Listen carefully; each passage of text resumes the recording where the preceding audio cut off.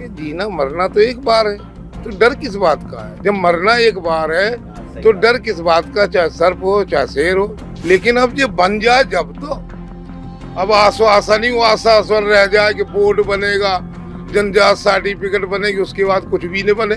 और विधायक जी की पदवी पे हम अपने रविंद्र भैया को लड़ाएंगे। हर जगह रविंद्र जी को कोई भी याद करता है तो ये नंगे पगा अपना जाते हैं, अपने खर्चे से जाते हैं। किसी का पान भी खाने का इन्होंने काम आज तक नहीं किया। बोले सारी जातियां इतनी हैं जो ग्यार समाज सारी मिलके भारत सरकार को वोट देते हैं, और जब हम जात सर्टिफिकेट मांगते हैं तो कहते ये रहते ही नहीं, जनजात उत्तर प्रदेश में है ही नहीं। नमस्कार साथियों, आज हमारे इस कार्यक्रम में जो ये पॉडकास्ट का जो कार्यक्रम है, इसमें हमारे साथ एक करण नाथ जी हैं। आज उत्तर प्रदेश में योगी आदित्यनाथ, मुख्यमंत्री योगी आदित्यनाथ ने एक घोषणा की कि इनका एक आयोग बनाया जाए, इनके एक आयोग का गठन किया जाए। वो जो कि बहुत लंबे समय से उपेक्षित रहा ये समाज। उस समाज का नाम है घुमंतू और विमुक्त समाज।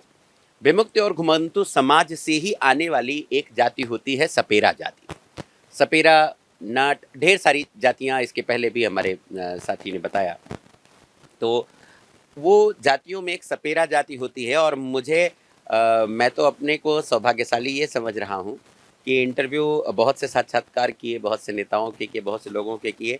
मुझे लगता है कि पहला ऐसा मीडिया हाउस है जिसने जो है एक सपेरा को अपने साथ बुलाकर उनका साक्षात्कार कर रहा है, उनका पॉडकास्ट कर रहा है। और हमारे ख्याल से पहला पॉडकास्ट करण नाथ जी का भी होगा भी। योगी आदित्यनाथ जी ने करण नाथ जी के लिए ढेर सारी चीज़ें आज दी हैं, आज ढेर सारी चीज़ें बांटी हैं। ज़मीन भी देने की बात हुई है, मकान भी देने की बात हुई है, खतौनी घरौंदी दोनों ही देने की बात की गई है। और हमारे साथ करण नाथ जी भी, मैं एक खास बात बता दूं आपको कि ये भी नाथ संप्रदाय को मानने वाले लोग हैं। और क्योंकि यहाँ उत्तर प्रदेश के मुख्यमंत्री भी नाथ संप्रदाय से आते हैं। तो आप करण नाथ जी हमारे साथ बैठे हैं। करण नाथ जी, आपका स्वागत है हमारे इस चैनल में। और मैं जानना चाहूँगा कि आज का जो ये कार्य हुआ है, आज जो आपके समाज के बारे में जो मुख्यमंत्री ने किया है, उस पर आपके क्या विचार हैं? आपको क्या लग रहा है कि इससे कुछ भला होने वाला है? साहब, मैं अशरफ नगर का रहने वाला हूँ। करण नाथ मेरा नाम है। क्षेत्र मेरा सरोजनी नगर लखनऊ है। तो आज जो आप पूछ रहे हैं, माननीय मंत्री जी, जो मुख्यमंत्री जी ने कहा है, तो हम तो बहुत दिन से परीक्षा कर बैठे थे इस चीज को कि हमारी कोई ऐसा मुख्यमंत्री या ऐसा कोई नेता आवे जो हमारी इस घुमंतू जातियों का निरीक्षण करके इनको सामने लावे। क्योंकि इनसे सबने जो है घुमंतू जातियों से यूज किया है इस जातियों को। वोट लेने का भी काम किया है, लड़ाई में भी आगे करने का काम किया है। और लड़ाई भी हम लोगों ने आगे लड़ी, वोट भी हमने आगे दिया, लेकिन हमको पीछे रखा गया। जब लाभ लेने की बात आई तो हम लोग है ही नहीं। उत्तर प्रदेश में कहते हैं कि उत्तर प्रदेश में ये जनजात है ही नहीं। हम लोग बामन से रह रहे हैं, भारत सरकार को वोट देते हैं, चाहे वो सपेरा हो, मंगता हो, नट हो, भातू, कलंदर, बदिया, गोलेरी, सारी जातियां इतनी हैं जो ग्यार समाज सारी मिलके वो भारत सरकार को वोट देते हैं। और जब हम जात सर्टिफिकेट मांगते हैं तो कहते ये रहते ही नहीं, जनजात उत्तर प्रदेश में है ही नहीं। हाँ, मतलब आप जाते हैं, वोट तो भी देते हैं, सारी संख्या भी हम है। अभी जैसे अभी हमारे अध्यक्ष जी ने बताया, हमने गोरिल्ला युद्ध किया। भाई वो पढ़े लिखे, मैं पढ़ा लिखा नहीं हूँ। उन्होंने सब बताया कि लड़ाई लड़ी, अंग्रेजों से लड़ी, मुगलों से लड़ी, लेकिन हमको यूज ही तो किया। यूज करने के बाद जब सब मुख्यधारा से जोड़े गए तो हम लोग जनजाति जोड़ी ही नहीं, हमको दर्जा ही नहीं दिया गया। मैं करण नाथ जी एक बात बताऊं, थोड़ा बहुत आपने अभी कहा कि अध्यक्ष जी पढ़े लिखे हैं, आप पढ़े लिखे नहीं हैं। मैं भी थोड़ा बहुत पढ़ा लिखा हूं, लेकिन जो आपने पढ़ाई की है उस पढ़ाई से, हमारी पढ़ाई में, मैं अपनी पढ़ाई से अपनी जान बहुत मुश्किल से बचा सकता हूं। लेकिन मुझे जो सबसे ज़्यादा डर लगता है वो सांप से लगता है। मैंने अभी बात में ही बता रहा था मैं कि अगर मुझे कभी जीवन में ऐसा पड़ाव आए जहाँ कहा जाए कि एक कमरे में बाघ है और एक कमरे में सांप है और आपको इनसे गुजरना ही है, तो मैं बाघ वाले में चला जाऊँगा कि कुछ थोड़ा बहुत गुंजाइश रहेगी, हो सकता है बच ही जाऊँ। लेकिन सांप से तो मेरा हार्ट अटैक से ही मर जाऊंगा। तो ये मुझे अच्छा लग रहा है कि आपके साथ इसका कोई उपाय है कि मैं ये डर ही मेरे अंदर से खत्म हो जाए। नहीं देखिए सर, डर तो एक ऐसी चीज है, ये तो एक पर्सनल चीज है। हाँ। आदमी अगर अपने समझ जाए हम्म। कि जीना मरना तो एक बार है, तो डर किस बात का है? जब मरना एक बार है हाँ, सही तो बात। डर किस बात का? चाहे सर्प हो चाहे शेर हो, अगर हमारे वास्तव में मृत्यु है तो हमें अटैक शेर भी कर सकता है और सर्प भी कर सकता है। नहीं, उनकी क्या ताकत है? जब प्रभु की मर्जी होगी तभी तो वो ये करेगा, बात और नहीं शेर तो वाली। उनकी कोई औकात नहीं, ना शेर की और न कुछ। हम लोग देखो कबीले में रहते थे, हम्म। तो एक तंबू तान के, हम्म। तंबू तान के, घर न महल न कोई दीवार न कुछ नहीं थी, खाली तंबू तान के अपने बच्चे उसी में, कुत्ते उसी में सारे रखते थे, उसी में खाते, उसी में बनाते थे। पानी बगल से बह रहा जा रहा है, इधर से करंट जा रहा है, इधर से बरजतिया जा रहा है, इधर से काला नाग जा रहा है, उधर भेड़िए जा रहे, उधर लकड़ बग्गे, कोई नहीं छूता था। हम लोग जंगली में तो रहते थे। अगर हम लोग अगर इनसे, शेर से, भेड़िए से और सर्प से डरने लगेंगे तो जंगल में कैसे रहेंगे? नहीं, आपका पाला उन लोगों से पड़ता रहा जी आप लोग उनसे लड़े भी होंगे, बहुत से हाँ। बच्चे भी लड़ जाते रहे बिल्कुल, होंगे। हमारे तो छोटे छोटे 5 साल 10 साल का बच्चा सर्प पकड़ लाता है, सांप पकड़ लेके आता है। पकड़ लाएगा जंगल से सब। 10 साल का बच्चा? 10 साल का, 12 साल का बच्चा, और महिलाएं औरतें, सांप माने कुछ नहीं। तो इतनी ताकतवर जाति का आज तक नाम नहीं लिया गया, तो आप लोग लड़े क्यों नहीं इसके लिए? सर मैं लड़ा, मेरी समाज लड़ी, सब कुछ हुआ, किससे लड़े? लेकिन सरकार से लड़े। जैसे श्रीपद मिश्रा मुख्यमंत्री जी हुए थे, उनसे भी हमने इस बात का आंदोलन किया कि साहब हमारी जनजाति घोषित की जाए।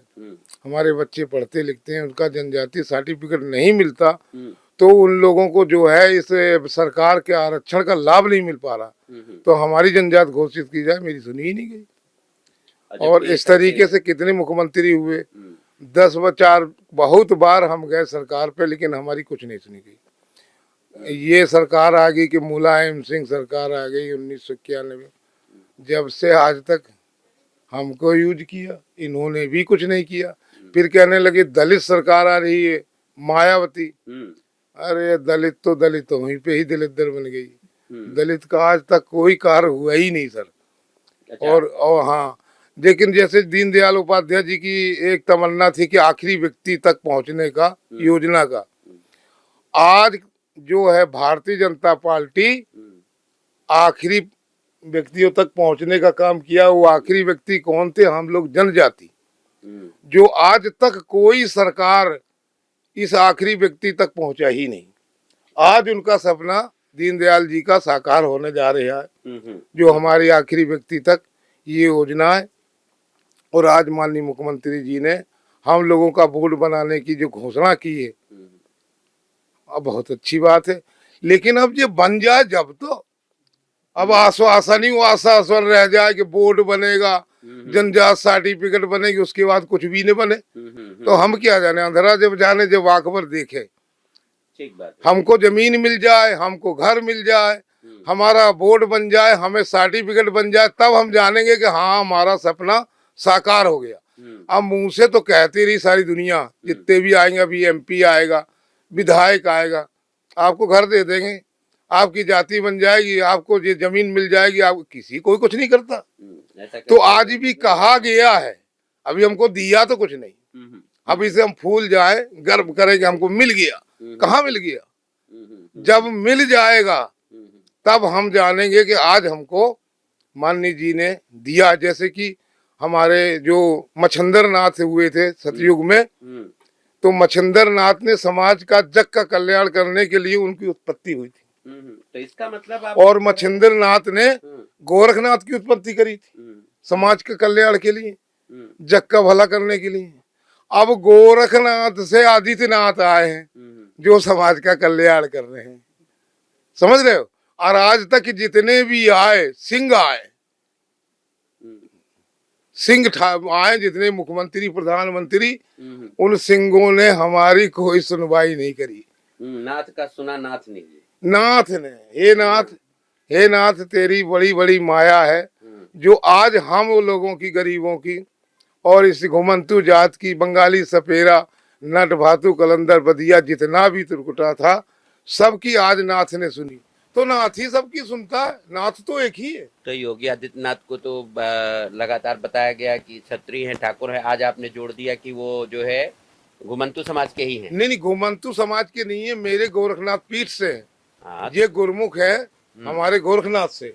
अच्छा, तो ये हमारे जैसे गुरु भाई हुए। गुरु भाई हैं आप? हाँ, गुरु भाई, गुरु हैं।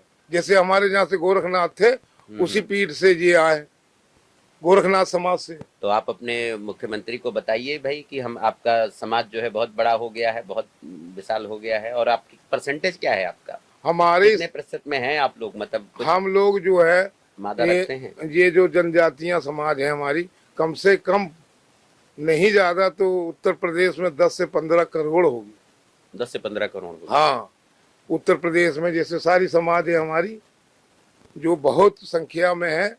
हर जिले में, हर विधानसभा में, किसी में 1000, किसी में 10,000, किसी में 5,000, इस तरीके से जो है हमारी संख्या हर जिले में है, पूरे उत्तर प्रदेश तो में। संगठित तो नहीं है ना करननाथ जी? नहीं, जब हमारी इकट्ठा नहीं रहेंगे लोग तो कौन पूछेगा? नहीं, सब हमारी जातियां जो ऐसी हैं कि हम लोग जैसे वोट देने का काम जब करते हैं तो 2 दिन 3 दिन पहले हम लोग एक बैठ के पंचायत कर लेते हैं। हमारे अच्छा। कबीला होता है, तो बैठ के पंचायत कर लेते हैं। जिसको भी वोट देंगे, जैसे भैया जी को वोट देना तो इन्हीं को सारी समाज देगी। अच्छा। हाँ, अच्छा, ये आप हमारा संगठन है कि अगर हमको वोट इनको देना है तो इन्हीं को देना है। तो आपके कबीले के सरदार कौन होता है? कबीले के सरदार होते हैं साहब। अच्छा, बनाया जाता है? बनाए जाते हैं। आप भी कभी किसी कबीले के सरदार रहे? मैं सपेरा समाज से सरदार भी हूँ। अरे वाह। और मैं सपेरा समाज से घुमंतु सपेरा जनजात का अध्यक्ष भी हूँ। और भारतीय जनता पार्टी से मैं जिला उपाध्यक्ष भी हूँ, ये जो अनुसूचित जनजात मोर्चे से। तो इस वक्त मैं तैनात, मैं सपेरा कबीले से सरदार हूँ साहब। वाह। पूरे मेरे तो सपेरा कबीले से। तो इसलिए आपको दीनदयाल उपाध्याय जी का नाम मालूम है। और आप लोग बताते हैं पढ़े लिखे नहीं है, शिक्षित नहीं है। कौन बताता है? पढ़े तो नहीं है साहब। तो पढ़े नहीं है, इतनी बातें जान जाते हैं दीनदयाल उपाध्याय। अब ये तो भाजपा वाले नहीं बता पाते हैं दीनदयाल उपाध्याय जी की ये योजना थी, और आप उसको बता ले गए।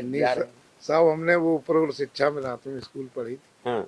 जो बुढ़ों को पढ़वाते थे ना, हाँ, प्रौढ़ शिक्षा एक चली। हाँ, प्रौढ़ शिक्षा चल तो रही उसी में हमने थोड़ा बहुत पढ़ा था, थी। तो थोड़ा बहुत याद है साहब।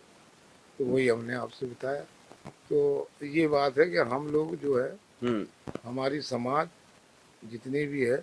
बीन बजाना आता है? बीन बजाना संस्कृत कार्यक्रम हमारा है, जो आज हमने दिखाया। सपेरे का हमारा रजिस्ट्रेशन है संस्कृत विभाग में। अच्छा। और हमारा सरकारी कार्यक्रम भी होता है। और हमारा पर्सनल भी, हम लोग बीन बजा के, सांप दिखा के अपनी कला प्रदर्शन करते हैं। आपका मन मोह के आरती सुना के, भजन सुना के, 2 गाने सुना के, अपना नाक दिखा के पालन पोषण करते हैं। आप भी गाना गाना जानते हैं? जी जी, बीन बढ़िया बजाते हैं हम भी, सब कुछ। गा भी लेते हैं? गाते नहीं सर, हम बीन बजाते हैं। आप बीन बजाते हैं? बीन लाए होते तो आज हम लोग सुनते हैं यहाँ पे। अच्छा, ऐसा होता है क्या बीन कहीं भी बजा दीजिए सांप आ जाते हैं? ऐसा नहीं होता। ऐसा नहीं होता? नहीं, ऐसा नहीं होता।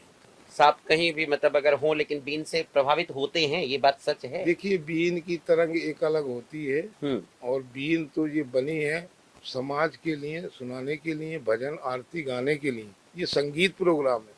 अच्छा। हाँ, ये संगीत प्रोग्राम है। अच्छा, बीन केवल सांप के लिए नहीं है? नहीं, सांप के लिए नहीं है। सांप के लिए तो हमारी जो है, जैसे हम लोग जन्म से सांप के चक्कर में रहे, बाप दादे हमारे पीढ़ी दर पीढ़ी, तो सांप की पहचान होती है कि इस रास्ते से सांप गया है, इस बिल के अंदर है।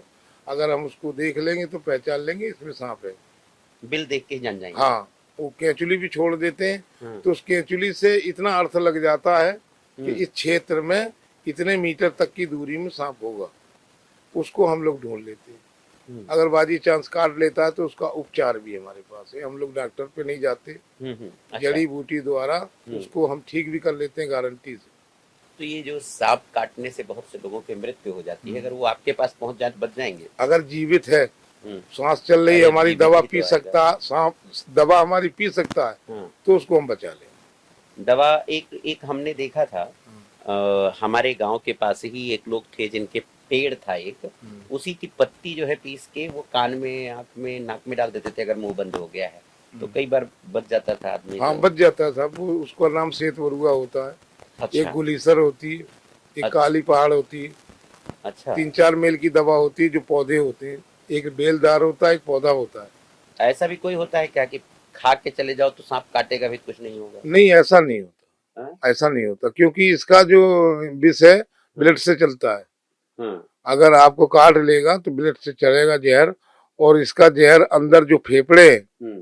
फेफड़ों में जाने के बाद जो फेफड़े में पानी होता है उसको लार बना के चिपका देता है। कौन कहता है कि आप लोग पढ़े लिखे नहीं होते हैं? इसी को पढ़ाई कहते हैं। हम लोग तो पढ़ लिख के भी कुछ नहीं कर पाते हैं ये सब चीजें। जितना है आप बिना पढ़े, जितनी चीजें अनुसंधान आपने किए हैं, जितनी खोज कर ली है, जितने जातियों प्रजातियों के बारे में आप जानते हैं, आपने योगी आदित्यनाथ जी के, मछेंद्र नाथ जी को जानते हैं। यहाँ पे ढेर सारे लोग हैं जो योगी आदित्यनाथ जी के, उनके गुरु का भी नाम नहीं जानते होंगे, जबकि वो मुख्यमंत्री हैं, उनके बारे में पता होना चाहिए लोगों को। लेकिन बहुत सी चीजें तो आपको हम जैसे अगर अब तक कहा जा रहा है कि पढ़े लिखे नहीं थे, शिक्षित नहीं थे, तो मैं उसे झूठ मानूंगा। मुझे लगता है कि आप लोगों को एकत्र करने वाला कोई नेता नहीं। आप इससे सहमत हैं? जी सर, मैं सहमत हूँ। आज तक हमारा जो है इस जनजाति का कोई नेता ही नहीं था। ये प्रथम नंबर हमारे नेताजी जो हमारे रविंदर जी हैं, हाँ। आज जनजाति के प्रथम नंबर नेता हैं। अच्छा। ये हमसे जब मिले, ये फौजी थे। अच्छा। फौज से जब इन्होंने कोई कष्ट द्वारा इन्होंने समाज सेवा के लिए अपनी फौज की नौकरी छोड़ दी कि मैं समाज की सेवा करूंगा, नौकरी करके तो खाली मेरा ही पालन पोषण कर पाऊंगा।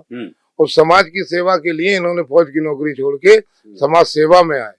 तो ये मुझे मिले, इन्होंने बात रखी, तो मैंने कहा ठीक है चलिए, हम उत्तर प्रदेश में आपको घुमाऊंगा, जितनी जातियां सबसे मिलाएगा, आपको नेता बनना पड़ेगा। भाई बोल भाषण आप दे लेते हो, हम तो बोल भी नहीं पाते, तो आप जो है आप एक दिन अच्छे नेता बनोगे। तो आज भगवान की दया से हमारी जनजाति के लिए हमारे मसीहा रविंदर जी हैं, जो हमारी समाज के लिए बात रखते हैं, हमारे समाज के कल्याण के लिए वो बात कहते हैं, और हमारे जो है बच्चों की पढ़ाई लिखाई का और कुछ ध्यान रख के आज उन्होंने माननीय मंत्री जी से ये बोर्ड की बात रखी, और माननीय मंत्री जी ने घोषणा करी।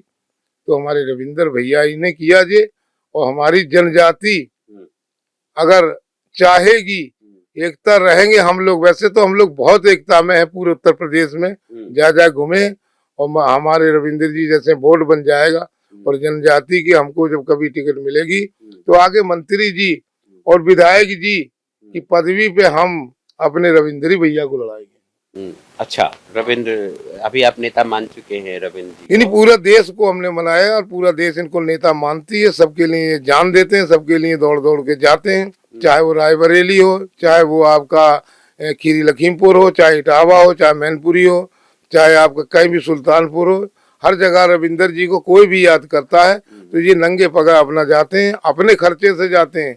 किसी का पान भी खाने का इन्होंने काम आज तक नहीं किया है।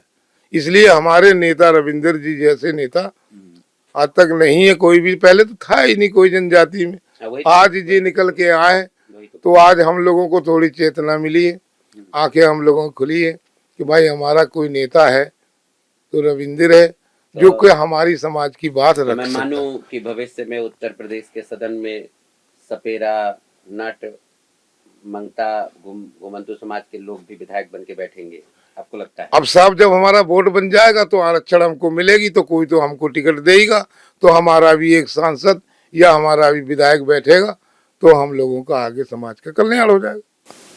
ठीक है करणनाथ जी, हम तो बस आपके लिए शुभकामनाएं दे सकते हैं कि आपका समाज खूब आगे बढ़े और हम लोग भी सांप से बचे रहें, उसके लिए आप हमें आशीर्वाद दीजिएगा, क्योंकि मुझे सांप से बहुत डर लगता है। आप कुछ ऐसा दवाई मुझे दे दीजिएगा, ऐसा जो मैं लिए रहूं, कभी भी मान लीजिए अगर मिल ही गए भोलेनाथ के ये जो पुजारी हैं, तो उनसे मैं अपना रक्षा कर सकूं। चलो हम आपको पौधा एक खोद के ला देंगे, आप अपने गमले में लगा लेना। हाँ। उसकी महक से कुछ दूरी तक सांप नहीं आता है।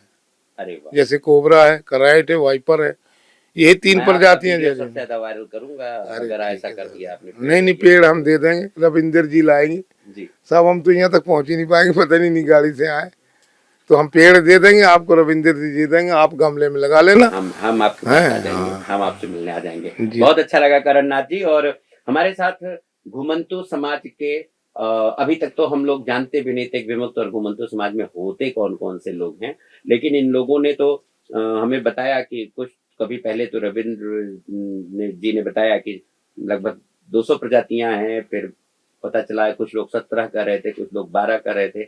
12 की उत्पत्ति कैसे हो गई वो अभी भी मैं नहीं समझ पाया हूं, लेकिन फिर हम ऐसी बातें करते रहेंगे, ऐसी चर्चा चलती रहेगी, इस समाज के बारे में हम बात करते रहेंगे और जिसकी चर्चा हो जाती है वो आगे बढ़ जाता है, उस समाज का उत्थान हो जाता है।